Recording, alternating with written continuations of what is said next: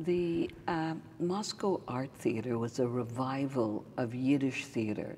The feeling was to contemporize Yiddish theater that they knew and make it relevant and exciting. And she was part of that world. She was in the later half of that world. But it was quite difficult to be part of that company.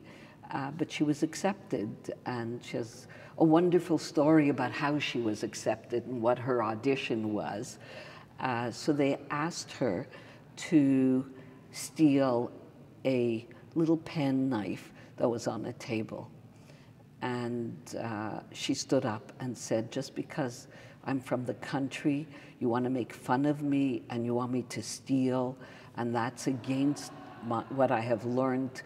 And she actually went into a rage about the theatrical exercise and ran out. And of course, they looked back and the knife was gone. So she was immediately accepted into the school. And those are the wonderful stories that I grew up with.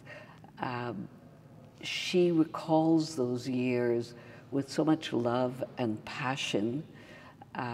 And the way she would describe it, they would have herring and borscht and potatoes, but they had art and theater, and that passion was not only transmitted to her children, but to her community that later grew to be the Dora Wasserman Yiddish Theater.